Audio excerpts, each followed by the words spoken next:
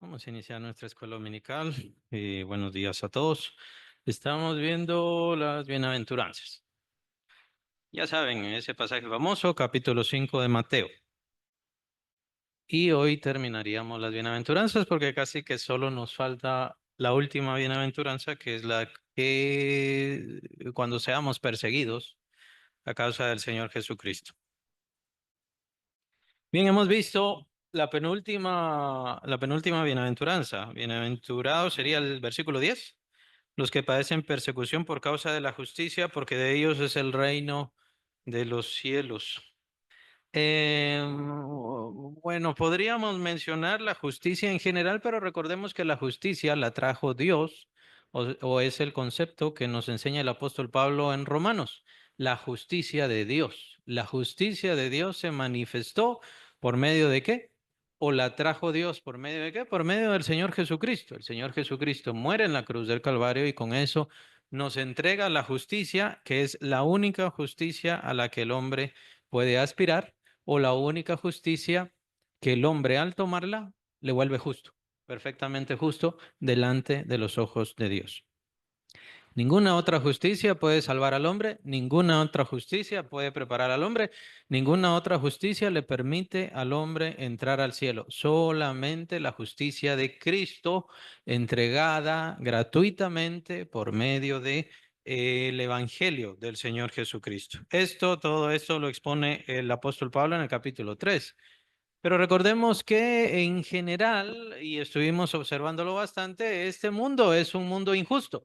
La injusticia reina sobre este mundo, pues obviamente es parte del reino establecido por el demonio y por todos sus ángeles sobre esta tierra. ¿Por qué hay enfermedades? ¿Por qué hay maldad? ¿Por qué hay dolor? Esto no es Dios, Dios no lo puso, es a causa del pecado y el pecado vino a causa de la tentación de Satanás, porque Satanás quería establecer su reino. Recordemos todo esto. A causa de esto es que vino la muerte. ¿Cuál fue el siguiente pecado después de la caída del hombre? Cuando el hombre es echado del huerto del Edén, ¿cuál es el siguiente pecado? El asesinato. Y el asesinato de Caín contra su hermano Abel, ¿no? No era envidia, no necesitaba nada, eran dueños del mundo prácticamente, simplemente era el gusto de matar y así ha sido el hombre y así ha sido el demonio, básicamente desde el principio, el puro gusto de matar, de quitar la vida, de sentirse poderosos, de sentirse valientes, de sentirse como que fueran dioses, ¿no? Entonces el mundo es un mundo injusto y cualquier porción de justicia, cualquier intención de justicia que se quiera establecer sobre la tierra, obviamente será echada, desechada, perseguida y destruida. Es simplemente un efecto que vemos. Es el efecto de la injusticia, del reino de la injusticia, del reino de condenación, atacando todo lo que sea bueno sin importar qué tan pequeño sea. Con esto me refiero a que no necesariamente tenga que ver algo con Dios. La familia es otro gran ejemplo de esto. ¿Todas las familias siguen a Dios? ¿Todas las familias tienen que ver con Dios? No, todas las familias no. Pero la familia es una institución dada por Dios, es algo que ha establecido Dios con el matrimonio y con todo lo demás. Y ahora estamos viendo este ataque. No empezó desde ahora, esto ya llevaba mucho tiempo, pero ahora es cada vez mayor y mayor y mayor el ataque. Entonces, hay matrimonio homosexual, hay matrimonio lésbico, hay diferentes situaciones, todo es un ataque, todo es una ruina, las diferentes separaciones, eh, recasarse y todo lo demás, todos son ataques contra el matrimonio, todo. Son ataques contra el matrimonio. No porque con esto estén atacando literalmente a Dios, pues por eso digo, no todos los matrimonios y no todas las familias siguen a Dios. Pero la idea es establecer un reino de injusticia para deshacerse de todo lo que tenga que ver con algún tipo de justicia. Y por supuesto está la justicia traída por Dios, que es la justicia en Cristo Jesús, y esta es la más atacada. Esto es lo más odiado, lo más rechazado, lo que más detesta el mundo, y es por eso que la última bienaventuranza, el Señor se centra en eso. Es decir, pasa de la justicia en general a la justicia específica, la única justicia para el ser humano que le puede llevar al cielo. ¿Cuál es esa justicia? La justicia que trajo nuestro Señor Jesucristo. Nuevamente les recuerdo esa expresión que utiliza el apóstol Pablo en Romanos, la justicia de Dios. La justicia de Dios. ¿Por qué? Porque el apóstol Pablo en Romanos establece que ningún ser humano puede ser justo. No existe. Ningún ser humano se puede justificar. Ningún ser humano puede cumplir las obras de la ley y las obras y la ley fue dada por Dios. Aclaramos, ¿no? La ley fue dada por Dios y aún así ningún ser humano la puede cumplir. El apóstol Pablo expone por qué ningún ser humano la puede cumplir y cuál era el fin de la ley. Lo expone esto en la carta de Gálatas. No sé si ya leyeron la carta de Gálatas, pero para entender la ley, cuál es el fin de la ley, hay que leer Gálatas. Y el apóstol Pablo expone que el fin de la ley era un ayo, o sea, una niñera, una tutora, que lo que hacía era llevarnos a Cristo Jesús. Ese es su fin, llevarnos a Cristo Jesús. Nunca hacernos justos, nunca hacernos salvos, sino incluso matarnos, también lo expone el apóstol. La idea es dejarnos muertos, dejarnos acabados, dejarnos sin poder.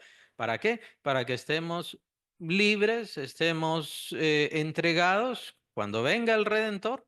Cuando viene el Redentor, que es Cristo Jesús, entonces nosotros nos entregamos a Él completamente en nuestra impotencia, incapacidad, injusticia total.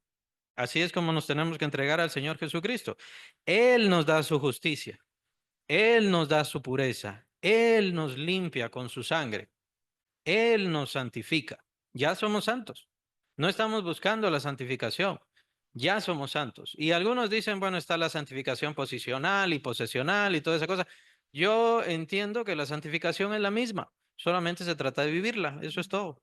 Ya recibí la santificación por medio del Salvador, así que ¿qué tengo que hacer? Vivirla, vivirla.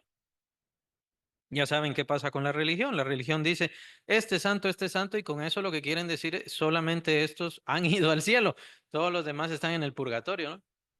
Todos los demás están en el purgatorio, ahí les están pegando, ahí están sufriendo, ahí están gritando, pero están purgando los pecados. Y se recuerdan que también es un negocio muy lucrativo. Están en el purgatorio y usted puede pagar, ¿no? Usted puede hacer ciertas cosas para que no estén tanto tiempo en el purgatorio. Es muy lucrativo, al igual que lo que va a pasar ahora en esta semana, ¿no? La idea es dinero, siempre es ganancia. Ahí no hay ninguna situación santificada, no hay ninguna festividad dada a Dios o hecha para Dios, todo es dinero. Y el poder del dinero casi siempre, cuando cambiamos lo de Dios por el dinero, ahí está el diablo, siempre metido, siempre es así. Pero la verdadera justicia, la justicia que trajo el Señor Jesucristo, esa siempre es perseguida. Vean, este es un ejemplo muy interesante. Ya viene esto que llaman la Semana Santa, ¿no? Y entonces van a estar ahí cargando, pensando ellos que están purgando pecados. Eso es motivador, eso es alegre, pero si se les habla de la verdadera justificación en Cristo Jesús, la verdadera salvación gratuita, regalada, no. Eso no cabe en las televisoras. Eso no está bien para las televisoras. Eso no les gusta a las televisoras, porque es en contra de la religión y la religión es la que manda. Entonces, ahí entra la persecución. Siempre vamos a ser perseguidos.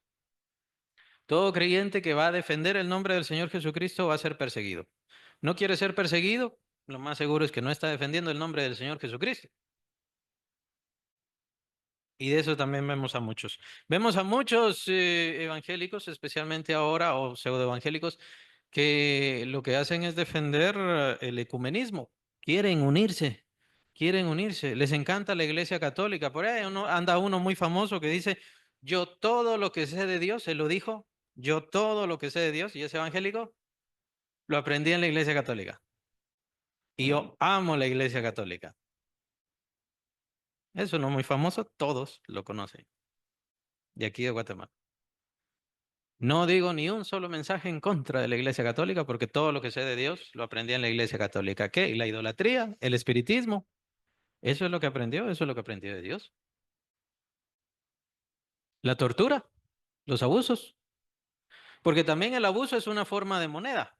Les encanta, no sé por qué, les encanta abusar gente, les encanta destruir vidas. Tal monja o en tal situación sufren y con su sufrimiento usted va a pasar menos años en el purgatorio y su familia también va a pasar menos años en el purgatorio. ¿Por qué les gusta hacer sufrir a la gente? No lo sé, no lo entiendo. Eso sí, lo hicieron y lo hicieron bastante a lo largo de los siglos. Entonces, ellos no son perseguidos, nosotros sí. Eso estuvimos hablando la semana pasada.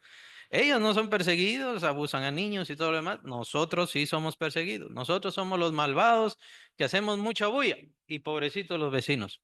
Los vecinos se sienten mal. Entonces hay que cobrar grandes cantidades de dinero para que no subamos mucho el volumen, ¿no? Persecución. A ellos se les paga la luz, a ellos se les paga el agua. ¿Por qué? Porque vendieron el evangelio. Porque vendieron la justicia. Ellos no ofrecen justicia. La religión lo que hace es separar a la gente de Dios. La religión lo que hace es poner obstáculos entre Dios y las personas. El verdadero evangelio de Cristo está abierto para todos los pecadores, para todos los sinvergüenzas, para todos los malhechores. ¿Cómo les llamaría el Señor o cómo les clasificaría el Señor? Como enfermos.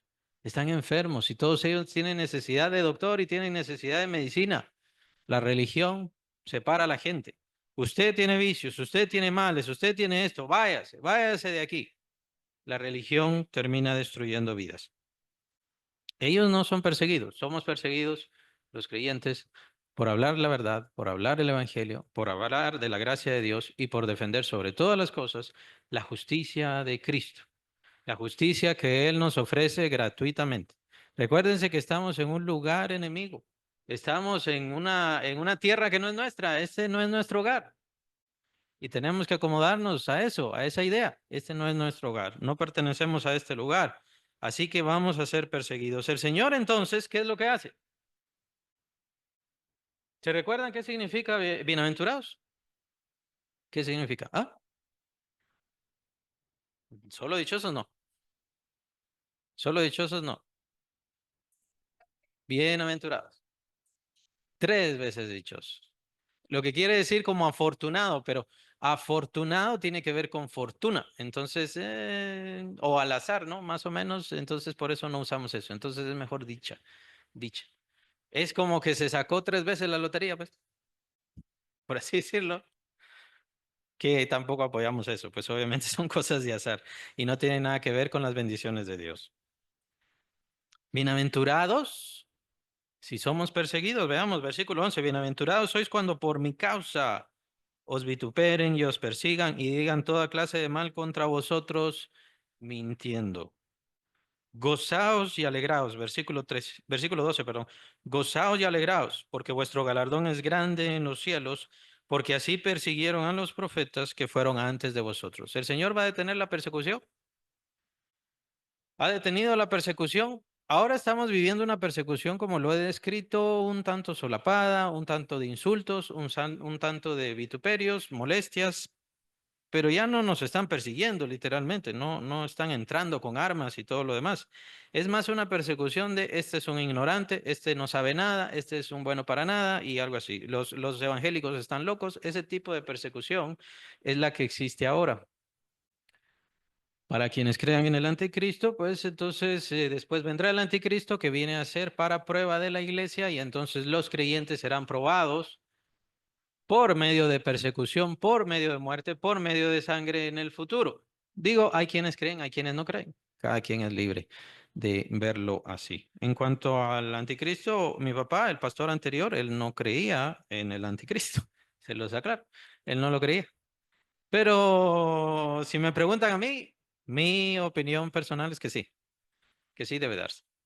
Sí hace falta el anticristo. Además, no ignoro las palabras del apóstol en Tesalonicenses, ¿no?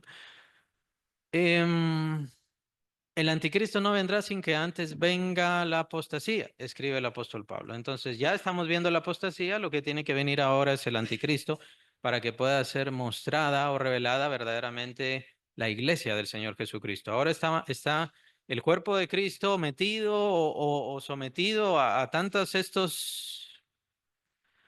revoluciones y tantas falsas doctrinas y todas las cosas malas que ahora estamos viendo que, bueno, la verdad es que la iglesia de Cristo está dispersa. Hace falta purificar, como dice el apóstol Pedro, el juicio primero tiene que venir sobre la casa de Dios y después entonces vendrá sobre los malos. Primero tiene que venir sobre la casa de Dios y pienso que es eso lo que el Señor va a permitir. ¿Cuál es el arma del creyente cuando sea perseguido? Ahora, pues, gracias a Dios, no estamos siendo perseguidos como en el tiempo de los apóstoles, o como en el tiempo de los padres apostólicos, o como en el tiempo de los padres teólogos, que esto fue dándose siglo a siglo a siglo a siglo. No estamos siendo perseguidos, como en esos tiempos o en el tiempo del oscurantismo católico, que aparentemente a muchos cristianos ya se les olvidó eso, ¿no? Cómo persiguieron, cómo quemaban a la gente, cómo abusaban a la gente de forma sistemática y espantosa en esos tiempos. ¿Cuál es nuestra arma en el tiempo de la persecución? La fe, sí, muy buena arma. Si ahora empezara la persecución, ¿qué es lo que tenemos que hacer? Sí, así pasó en la pandemia, ¿no? Con la pandemia, viene la pandemia y todos orando al Señor, Señor, quita esto, quita esto, quita esto. Y bueno, ya vemos los efectos ahora, que ya no está la pandemia y ya se les olvidó orar. Que con esto no estoy diciendo que el Señor lo trajo, no estoy diciendo que el Señor le agrada, no estoy diciendo que el Señor se complace con la muerte de nadie o con la enfermedad de nadie, no estoy diciendo nada de eso.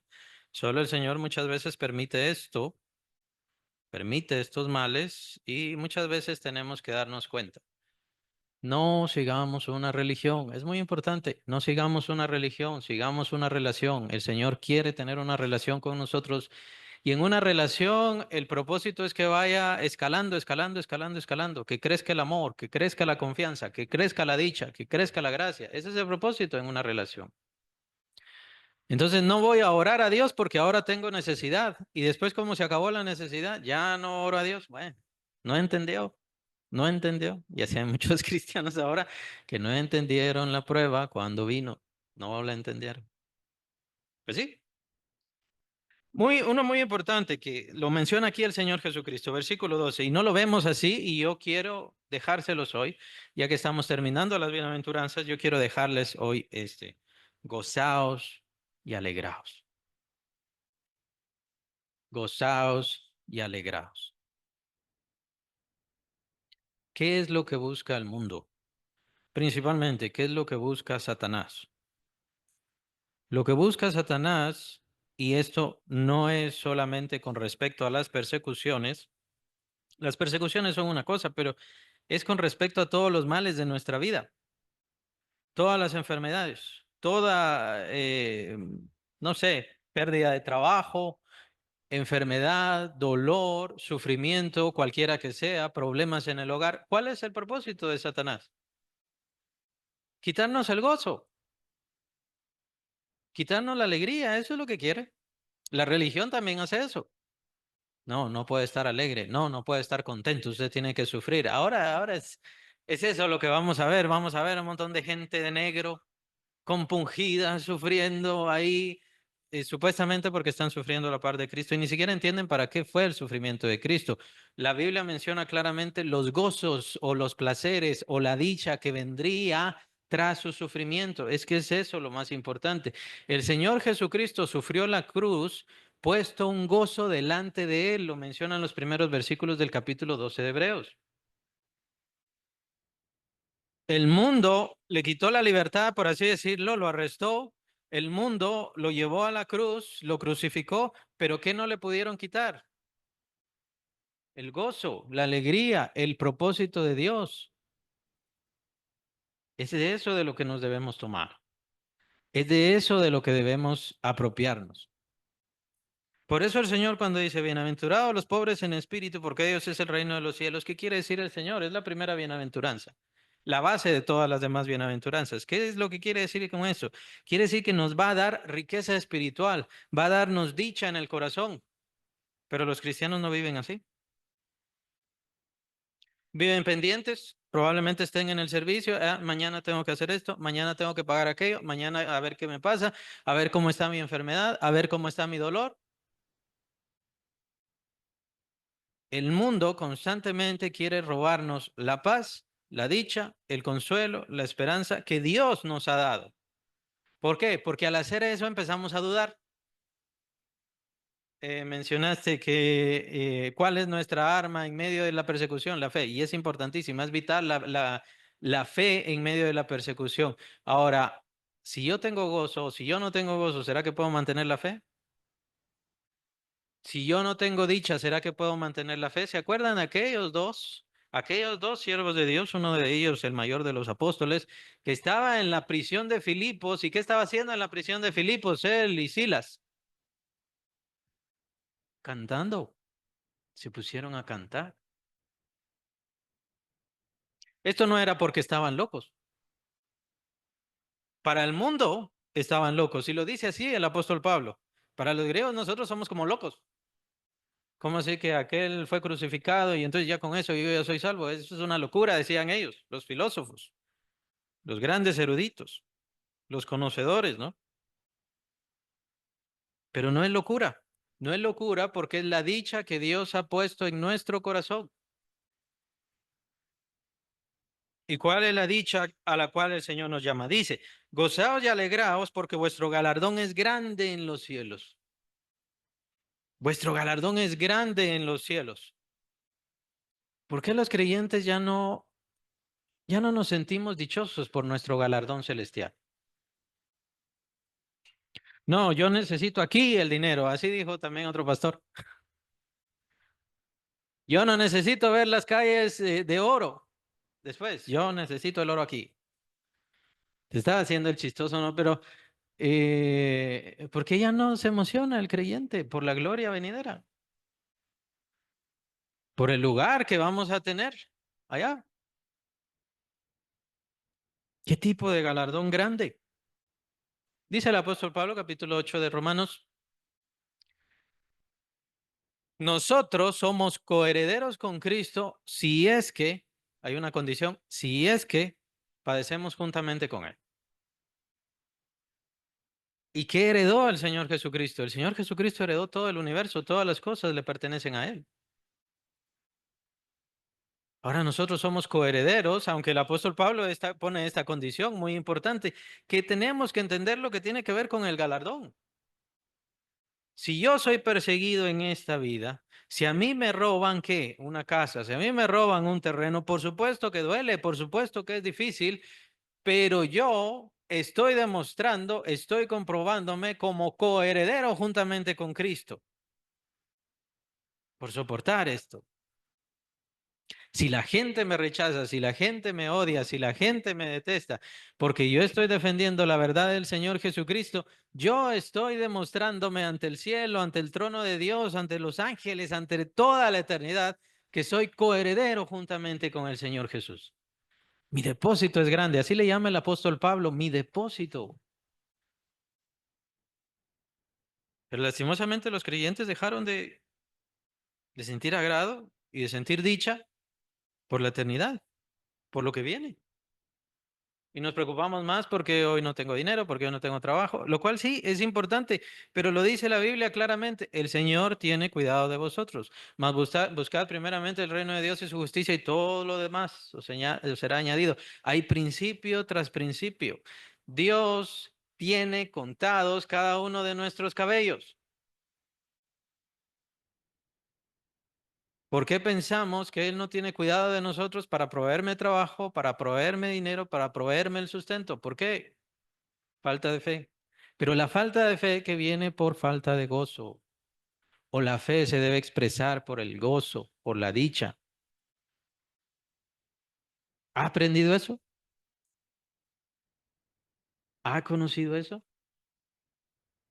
Lastimosamente muchos creyentes vienen todavía con el asunto religioso de, tengo que estar compungido, tengo que sufrir, porque así sufrió Cristo o me parezco a Cristo. No, tenemos que estar contentos, dichosos, alegres, felices. En medio de las pruebas, más. En medio de las pruebas, en medio del dolor, más. ¿Por qué? Y eso es porque el Señor está ahí. Es ahí donde surge esta expresión muy interesante del apóstol Pablo, la paz que sobrepasa todo entendimiento. La paz que sobrepasa todo entendimiento no le va a venir cuando usted está sano, cuando usted está bien, cuando no tiene problemas. La paz que sobrepasa todo entendimiento viene cuando está mal, viene cuando está solo, sola, viene cuando siente ese dolor. Y el Señor le da descanso. Y entonces es donde dice, Él cambia mi lamento en baile. Esa es una expresión muy importante que tampoco la aplicamos. Él cambia mi lamento en baile. ¿Él ha cambiado mi lamento en baile? ¿Él ha cambiado su lamento en baile? Eso es para usted. Eso es para todos nosotros los que nos hemos acercado a Cristo Jesús y hemos recibido el Espíritu Santo. Eso está ahí para todos nosotros. Esa es la razón por la cual el Señor muchas veces permite, no es que lo quiera, no es que le agrade, pero muchas veces permite la enfermedad, muchas veces permite la escasez, muchas veces permite el problema. ¿Por qué? Porque usted necesita crecer, porque usted necesita orar y necesita ver, percibir, vivenciar el efecto de la presencia de Dios en su vida. Y con esto no le estoy hablando, porque ya son muy comunes ahora, así que por eso lo aclaro, no le estoy hablando de que tenga visiones, no le estoy hablando de que oiga voces raras, ni ninguna cosa así, le estoy hablando de que usted tenga en su corazón el gozo de Dios que Él ha puesto, porque usted le ha buscado y conoce Dios su necesidad, y entonces Dios le ha dado gozo, dicha, paz y esperanza. Bienaventurados los que lloran, porque ellos recibirán consolación. Es una promesa. Todos nosotros hemos de recibir consolación. Parte de eso también he señalado, creo que la semana pasada lo estábamos viendo, sobre la muerte de algún familiar. Dios se ocupa de la muerte de ese familiar. ¿Por qué? Porque si cree en Cristo se lo lleva al cielo, allá tiene un lugar, capítulo 14 de Juan, donde dice el Señor Jesucristo, voy pues a preparar lugar para vosotros. En la casa de mi Padre muchas moradas hay.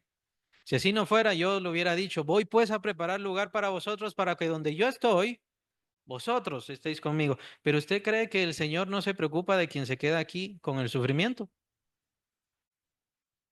O sea, se ocupa de un lugar, se lleva al creyente, se lo lleva a la presencia de Dios, para que donde Él está, ahí está el creyente, que tenga dicha, que tenga consuelo, aquella persona, que es nuestro ser querido, que está pasando a en ese tiempo, que todos vamos a pasar. Pero al mismo tiempo Dios no se ocupa de los que necesiten aquí consuelo, se olvida de ellos, se despreocupa de ellos. Por eso dejó la iglesia, por eso dejó la iglesia, por eso dejó la hermandad de los hermanos. Dios se ocupa de los solitarios, Dios se ocupa de las viudas, Dios se ocupa incluso de los que no tienen familia y les dejó una familia. Nos ha dejado su palabra para que nos dé consuelo, dicha, esperanza, alegría. Y si usted no lo ha vivido por medio de la lectura de la palabra de Dios, se está perdiendo de mucho. Revísese. ¿Cómo está su fe? Ahí viene el asunto de la fe. Gócense y alégrense porque su galardón es grande. Cuando vemos esto, cuando vemos la gloria de Dios, cuando vemos la majestad de Dios, cuando vemos incluso los planetas y el universo, entonces tenemos que considerar, ¿cómo será mi galardón? ¿Qué es lo que me espera en la eternidad? ¿Se han puesto a pensar en eso? ¿Qué es lo que yo he preparado o cuál es mi depósito, como decía el apóstol Pablo, mi depósito para todo ese reino glorioso, ese reino eterno en donde vamos a estar? ¿Se han preguntado eso? Pues aquí el Señor va más. Cuando sufran, cuando los persigan, tengan seguridad, su galardón ya es grande. Ya no tienen que preguntarse, ya no tienen que pensar, ¿será que sí, será que no? Estoy trabajando, no estoy trabajando, ¿será que estoy trabajando bien? Ya no tiene que hacer eso. El galardón ya es grande. El Señor ya lo tiene en la cuenta. El Señor entiende su sufrimiento, el Señor entiende su dolor, el Señor entiende por qué está sufriendo, que es por Él que está sufriendo todo esto. En parte también, ¿por qué no nos gozamos por la eternidad y nos gozamos más por las cosas de esta vida? Porque nosotros no dejamos las cosas de esta vida. Y debido a que no dejamos las cosas de esta vida, no entendemos el gozo celestial, espiritual, glorioso y la dicha que el Señor Jesucristo nos ofrece. Nuestra dicha y nuestro gozo, por así decirlo, no digo que no crean, solamente digo, todavía nuestro corazón está muy enraizado en las cosas de esta vida. Nuestra dicha, nuestro gozo está en la salud, nuestra dicha, nuestro gozo está en la juventud. Así somos todos. ¿Es necesario perder la juventud para darnos cuenta? No, esto es efímero, esto es fugaz, esto se acaba, no puedo poner ahí mi confianza. Eso es lo que vemos, eso es con lo que nos confrontamos cuando perdemos la salud. Viene una gran enfermedad y ¿qué es lo primero que hacemos? Nos sentimos débiles. agotados, cansados, desvalidos. No sé si han sentido eso, desvalido. Y no sé qué hacer, no sé qué hacer. Pero por eso es que ahí está el Señor. Y el Señor muchas veces lo permite, ¿para qué? Para que dame a mí tu vida. Yo soy el que tengo cuidado de ti. Tú no te preocupes de nada. Y ahí está el gozo. Poner toda nuestra confianza en Él. Echar toda nuestra ansiedad, también es una expresión bíblica. Echemos toda nuestra ansiedad sobre Él. Él es el que tiene cuidado de nosotros. Él es el que cuida de nosotros. ¿Qué es lo que tenemos que hacer nosotros? Cuidar de lo que Él quiere. ¿Qué es lo que Él quiere de mí? ¿Cómo quiere Él que yo le sirva? Y de eso habla la última bienaventuranza. Ahora, hablar del Evangelio no es solamente una expresión o defender el Evangelio y ser perseguido por el Evangelio no es simplemente una expresión de las cuatro leyes espirituales, las verdades espirituales para tu vida, defender un folleto o algo así. Es defender la justicia de Dios que trajo sobre esta tierra, contra la cual el demonio y todas sus huestes pelean severamente. Y vamos a ser perseguidos. No queda de otra. Vamos a ser perseguidos, vamos a ser odiados, vamos a ser señalados. Los amigos nos van a dejar, los amigos nos van a rechazar, incluso hasta familiares. Es a eso a lo que se refiere el Señor Jesucristo. No piensen que he venido a traer paz a la tierra. Yo no he venido a traer paz, yo he venido a traer espada. Y se refiere a la persecución por su nombre. Porque el mundo no quiere separarse de la religión. Prueba de esto será esta semana. Aquí lo vamos a ver en esta ciudad grandemente. No quieren dejar su religión. Porque es más fácil, probablemente, porque les permite el pecado, probablemente, porque simplemente no quieren tener una relación con Dios verdadera.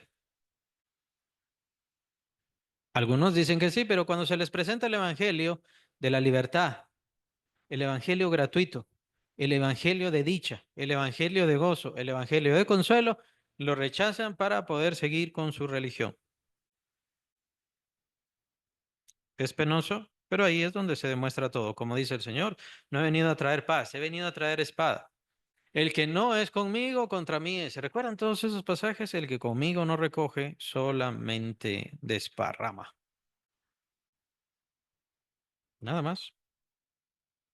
Gozaos y alegraos porque vuestro galardón es grande en los cielos. Para eso hace falta poner más la vista en el cielo. Dice el apóstol Pablo, capítulo 3 de Colosenses, nuestra vida está escondida con Cristo en Dios. Allá está nuestra vida.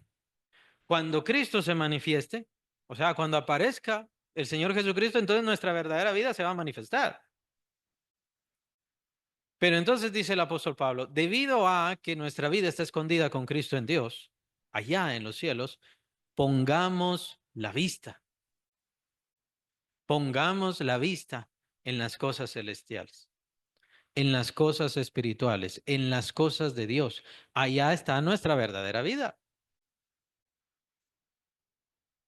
Y no me refiero a que no estén convertidos o que la gente no se haya convertido. No me refiero a que la gente no sea salva. No me refiero a que no tengan el Espíritu Santo. Es que tenemos al Espíritu Santo y no ponemos nuestra vista en las cosas celestiales. Y en este servicio de hogar me gustó mucho el tema. A mí me tocó darlo. Y el tema se trataba de cómo el apóstol Pablo estaba embebido, estaba entregado totalmente a la visión que había tenido de Cristo Jesús. Su meta era Cristo, su propósito era Cristo Jesús. La gloria del Señor Jesucristo había llenado todo su ser, todo su ser. Y él era un hombre muy religioso, él era un hombre muy lleno de devociones, de fechas, de tiempos, de cuidarse de esto, de cuidarse de aquello. Y todo eso, dice él, es descripción de él. Yo lo tengo todo esto por basura. Porque al único a quien yo estoy viendo es al Señor Jesucristo, y Cristo está en el cielo, Cristo está en la gloria, Cristo está glorificado, exaltado. Ahí debería ser nuestra mayor atención. Con esto no quiero decir no tener hijos, no tener familia, más bien todo lo contrario, hay que hacer todo eso, pero poniendo siempre nuestra mira en lo que el Señor quiere. De todo vamos a dar cuentas a nuestro Señor. Todas las cosas vienen del Señor Jesucristo y vamos a dar cuentas de eso. ¿Y qué mejor que tener ya la seguridad Así como los profetas fueron perseguidos antaño, los profetas de antaño fueron perseguidos, así ustedes también están siendo perseguidos, pero ahora por mi nombre, defendiendo mi honor, defendiendo lo que soy, defendiendo lo que yo hice, defendiendo la justicia, la única justicia que puede salvar al ser humano. Es un honor, es un honor ser odiado, ser lastimado, ser despreciado por el Señor Jesucristo, por defender esa gracia, defender esa gloria. Es un honor, es una dicha.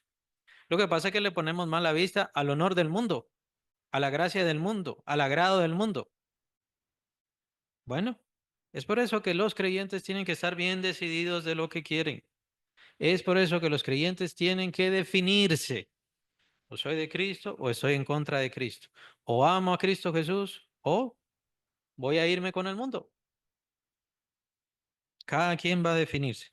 Y por eso voy a entregar mi vida y voy a cambiar mi corazón y mis propósitos y mis sentidos van a ser diferentes. ¿Por qué hay muchos creyentes que pecan? Porque todavía tienen su vista puesta en las cosas del mundo. Eso es. Ya tienen al Espíritu Santo, ya tienen la justificación de sus pecados. La sangre del Señor Jesucristo les puede limpiar de todo. ¿Pero por qué? ¿Por qué siguen pecando? Porque se siguen acordando de su maldad. No cambia, no cambia. Y lo mismo es con los enojos, con los celos, con las iras, con todas las cosas. Deje ya todo, deje ya todas esas cosas no valen la pena y se los quiero exponer de esta manera. Las armas del creyente, decimos fe, decimos el Evangelio, pero no la tomamos como una realidad que domine toda mi mente, que domine todo mi corazón. Por eso, Dios no quiere, el Señor no quiere creyentes que lloren todo el tiempo. Por eso les ha dado el consuelo.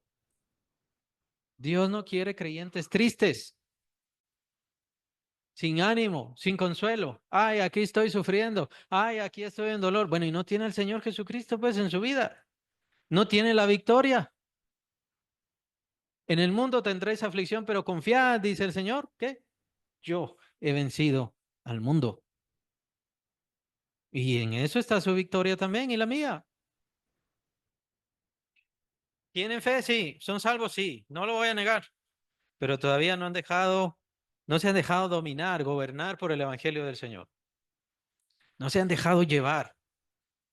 No han entregado todo su ser al Señor Jesucristo completamente. Con esto no hablo de la salvación ni ninguna cosa, sino que están perdiendo en gran medida lo que significa ser creyente. Ser creyente significa vivir ahí, a la par del Señor Jesucristo todo el tiempo y que Él me dé todo lo que yo necesito y sin importar qué desafíos, que por cierto se van haciendo cada vez más difíciles, sin importar qué problemas, que se van haciendo más difíciles con el paso del tiempo, porque son desafíos para el creyente.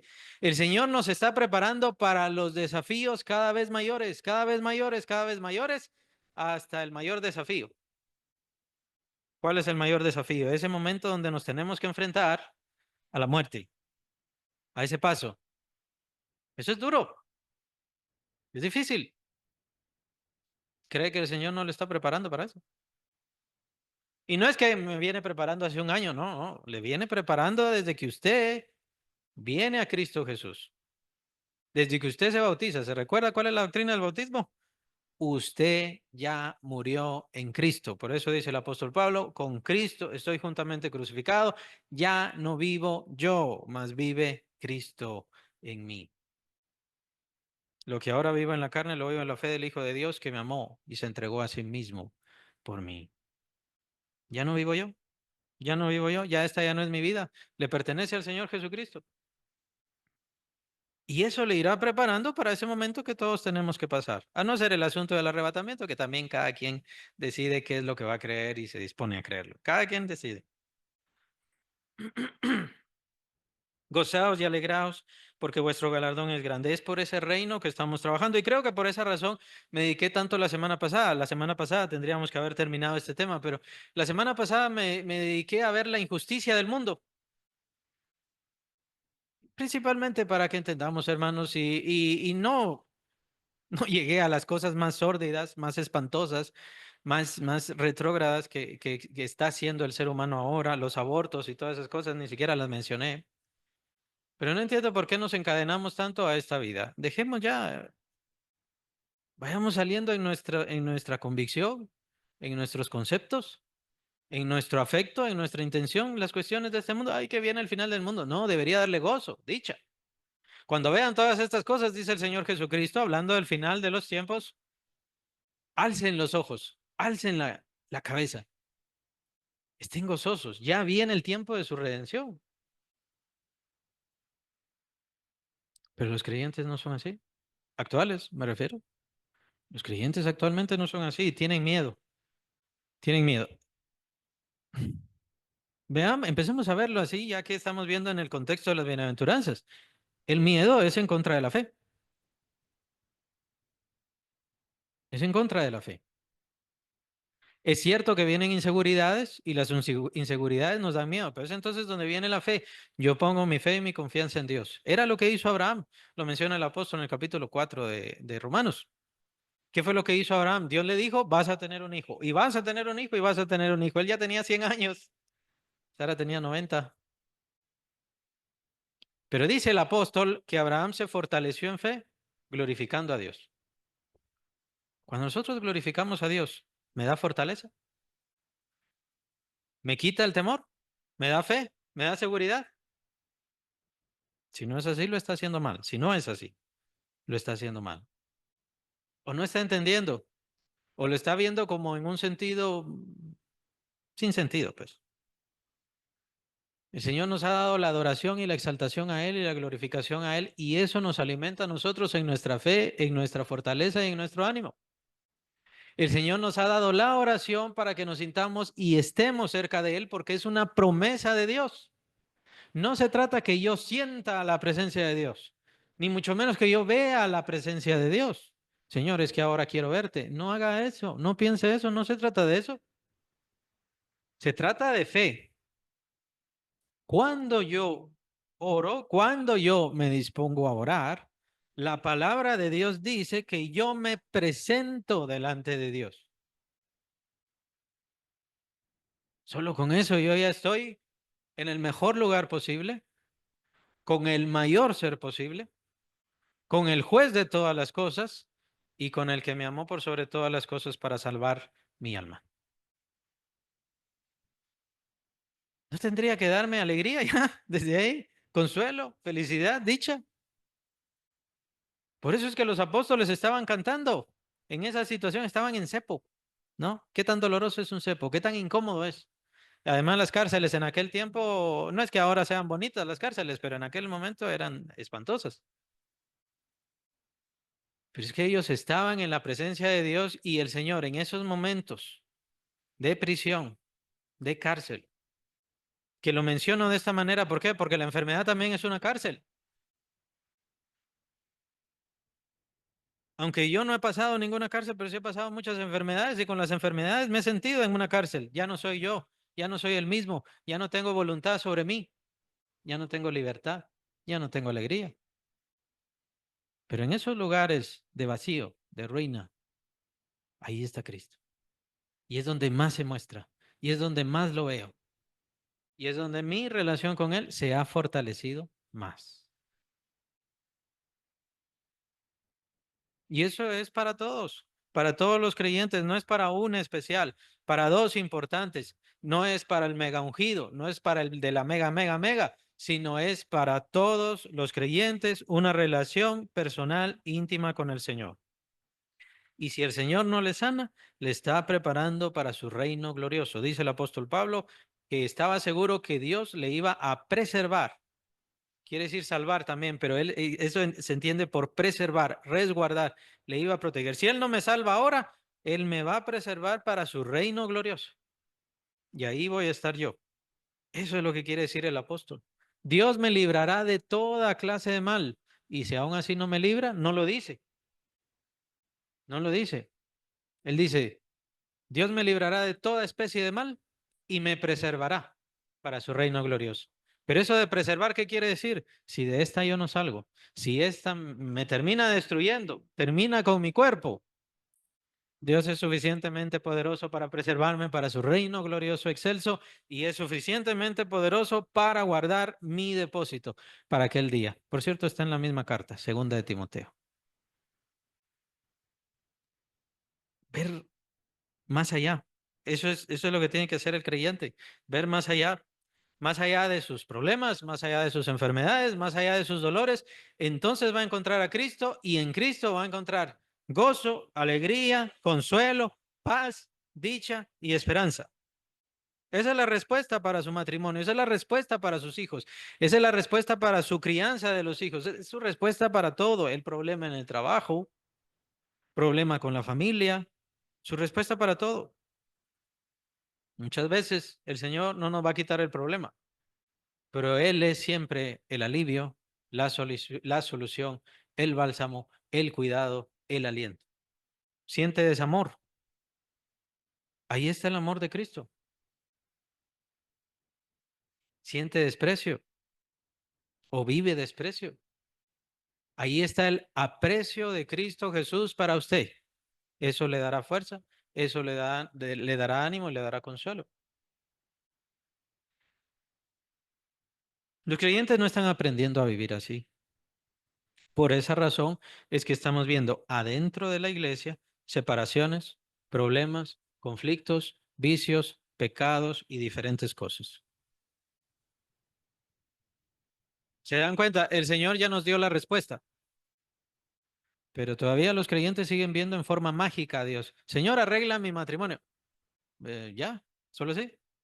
Abracadabra, ya estuvo. ¿Qué tengo que hacer yo? ¿Cómo tengo que amarlo? ¿Cómo tengo que amarla? ¿Qué es lo que el Señor me va a decir? El Señor me va a mostrar por medio de su palabra y por eso es que está todo eso en su palabra. Sí, pero es que no me quiere. No se trata que no le quiera, se trata de que usted quiera más.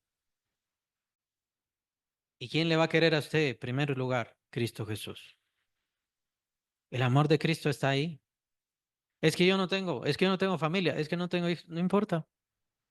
Ahí está el amor de Cristo. El amor de Cristo lo suple todo, lo completa todo, sin importar qué tan grande sea el vacío que tenga, lo completa Cristo Jesús. Puede ser el otro problema, pedid y se os dará. ¿Se acuerdan de eso? Buscad y hallaréis. Lo que pasa es que no busca. Y no busca porque no lo cree. La experiencia del creyente es una experiencia de todos los días. Venimos a la iglesia solo para aprender y después poner en práctica. Tiene que poner en práctica y tiene que poner en práctica todos los días. La cuestión de la santidad, la cuestión de la justicia, la cuestión de una relación con Dios no es andar como que en un éter extraño todo el tiempo viendo las estrellas y los pajaritos y diferentes cosas. No, es tener un cuidado de Dios, un alivio de Dios constante, una muestra y guianza y dirección de Dios por medio de su palabra, claro eso, todo el tiempo. ¿Qué tengo que hacer hoy? ¿Qué tengo que hacer mañana? No es que Dios le va a decir todo lo que tiene que hacer, porque no se trata de eso.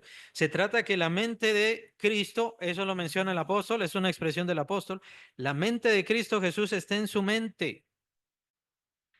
El Señor Jesucristo no amó porque nosotros le amábamos. El Señor Jesucristo no se entregó a sí mismo porque nosotros le amábamos. El Señor nos amó primero, siendo nosotros enemigos, siendo nosotros malvados, estando, en ese sepulcro de pecado y de muerte que menciona el apóstol Pablo. Y estando ahí nos amó y nos dio vida. Nos amó tanto para darnos vida y es su vida, su vida. La mente de Cristo no es le voy a querer si me quiere, le voy a dar si me da. Esa no es la mente de Cristo. La mente de Cristo es dar y dar y dar, porque en su gran abundancia, en su gran gloria y en su gran vida, Él lo que hace es dar y bendecir, dar y bendecir. Ciertamente espera en respuesta que nosotros le adoremos, nos sujetemos y nos entreguemos a Él. Pero Él sigue teniendo misericordia de un mundo miserable, malvado y completamente separado de Él. Sigue teniendo misericordia porque sigue deteniendo cada día el juicio contra este mundo. Este mundo ya está sentenciado desde antes de la venida del Señor Jesucristo. Debía ser destruido y ya estaba anunciado desde antes de la venida del Señor Jesucristo. Y el Señor sigue teniendo misericordia, misericordia, misericordia. Claro, ya sabemos cuál es el final del mundo, pero cuál es nuestra eternidad? ¿Cómo será nuestra eternidad? ¿Cómo será nuestra vida? Todo lo que yo necesito, el Señor Jesucristo ya me lo ha dado. Yo ya soy 3 veces dichoso por la riqueza de recibir el reino de Dios y aparentemente no lo estoy aplicando. Ese es el problema, que los creyentes no lo aplicamos. Queremos que el Señor haga de magia y es cierto que el Señor le toca hacer lo que a Él le toca hacer, pero Él utiliza de nosotros cosas, algo.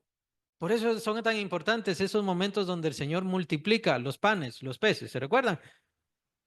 Sin esos 5 panes y sin esos 3 peces, Él no multiplica hacia toda esa multitud para que comiera.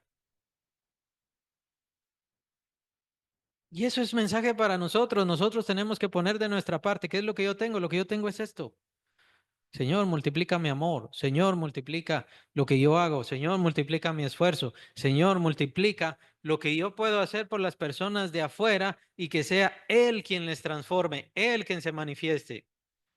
Pero Él va a usarme a mí y va a usarlos a ustedes. Y si ustedes y si yo no nos disponemos, Él no hace la obra. Él hace lo que a Él le toca, la multiplicación. A nosotros nos toca poner lo que yo tengo, sea poco, sea mucho, sea lo que sea, lo que yo tengo. La vida en la iglesia, la vida de fe, la verdadera vida de fe no se trata de una vida de conocimiento. El conocimiento es bueno, pero no es conocimiento. De hecho, venir a solo recibir conocimiento, conocimiento, conocimiento y no aplicarlo es malo. No ha entendido el evangelio, no ha entendido la fe, no ha entendido la verdad. Y véalo así, incluso si quiere, no porque sea un pecado y no porque le estoy diciendo no es hijo de Dios o hija de Dios. Pero un creyente no puede vivir con tristeza, con amargura. Un creyente no es así. No está viviendo la vida cristiana. Se está perdiendo de mucho. Muy probablemente está desagradando al Señor. ¿Por qué? Porque no está viviendo una vida de fe. Sí, pero perdí a tal. O es que el Señor me quitó a tal. Ya dejemos de usar esa expresión. El Señor no quita a la gente. Desde que venimos a la tierra empezamos a morir. Todos, todos. Es que el Señor me quitó a la única persona. El Señor lo hizo muchas veces en el pasado. ¿Saben qué le dice a uno de sus profetas? Es sobrecogedor ponerse en en los zapatos de ese gran profeta. Aparte que lo hizo hacer muchas cosas bien difíciles. Pero creo que la más terrible es esta, pienso yo. Obviamente, cuando estemos en el cielo le vamos a preguntar. El profeta Ezequiel, al profeta Ezequiel, el Señor le dijo un día, hoy te voy a quitar a tu esposa. Te voy a quitar el deleite de tu vida. Así le dice. Hoy te la voy a quitar. Y no quiero que te lamentes. No quiero que hagas duelo. Entonces sigue narrando Ezequiel. Esa tarde mi esposa murió. Y cuando todos estaban ahí, entonces recibe palabra del Señor. Y la palabra del Señor era, así como yo a ti te quité hoy tu deleite,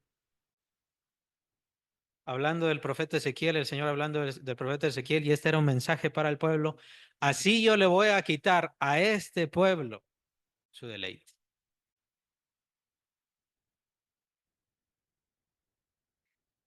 Así que no somos ajenos al sufrimiento, ni aun cuando somos siervos de Dios. Más bien, pueden venir sufrimientos terribles. Pero ¿cuál es la ventaja? ¿Cuál es la firmeza? ¿Cuál es la dicha? La dicha es que el Señor está ahí con nosotros en todo momento, sin importar cuál sea mi situación.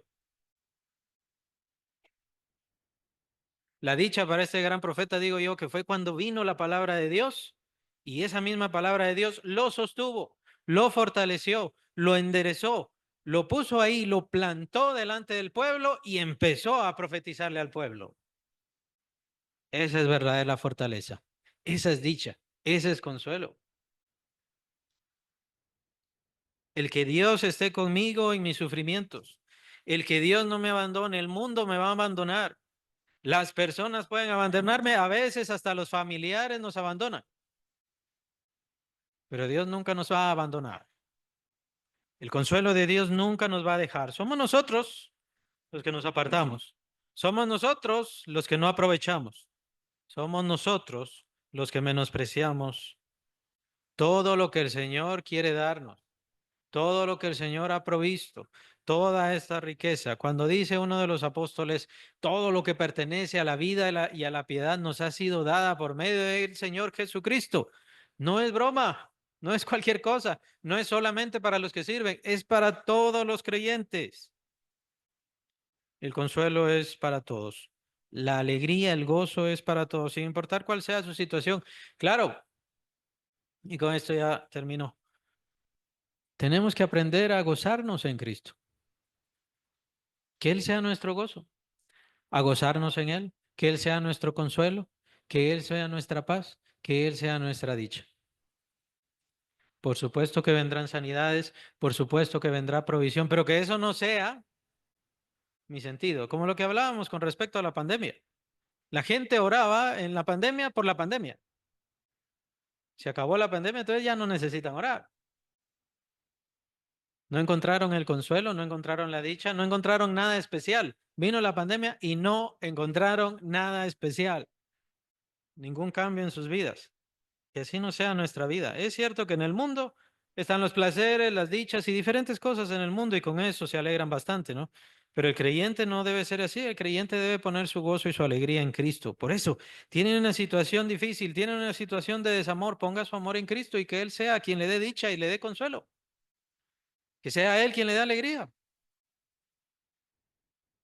y le va a enseñar a que su situación vaya mejor y que las respuestas en su situación sean diferentes. Pero hay que cambiar, hay que cambiar. Y eso, de eso nos hablan las bienaventuranzas. Para eso vino Cristo Jesús, para eso, para una transformación de vida total.